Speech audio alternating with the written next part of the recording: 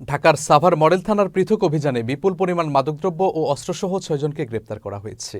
এর মধ্যে ৩ জন মাদক ব্যবসায়ী এবং ৩ জন মহাসড়কের ছিনতাইকারী।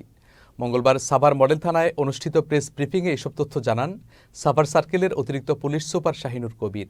তিনি জানান, সোমবার ইতিহাস পরিবহনে যাত্রীবেশে নবীনগর থেকে ইয়াবার একটি বড় চালান নিয়ে ঢাকার দিকে যাচ্ছিল সুমন নামে এক মাদক কারবারি। ঢাকা আরিচা মহাসড়কের ব্যাংকটাউন এলাকায় ইতিহাস পরিবহনে অভিযান চালিয়ে তাকে গ্রেপ্তার করা হয়।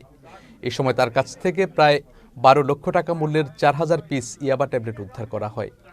একই দিনে সাভারের আমিনবাজারের বড়দেশী গ্রামে অভিযান চালিয়ে ২ কেজি ৭০০ গ্রাম গাঁজাসহ সুলতান কাজী ও মনিরা খাতুন নামে ২ মাদক কারবারিকে গ্রেপ্তার করা হয়।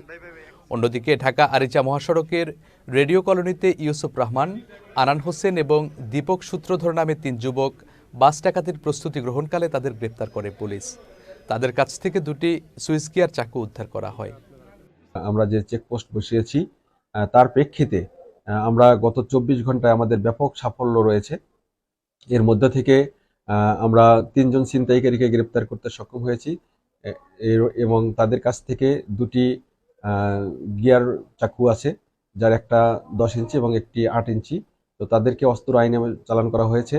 এর পাশাপাশি আমরা মহাসড়কে চেকপোস্ট বসিয়ে ৪,০০০ পিস ইয়াবা উদ্ধার করি এবং সাথে একজন আসামি সুমন, তাকেও গ্রেপ্তার করতে সক্ষম হই এবং এর পাশাপাশি আমিনবাজার থেকে ২ কেজি ৭০০ গ্রাম গাঁজা উদ্ধার করি এবং ২ জন আসামিকে গ্রেপ্তার করতে সক্ষম হই।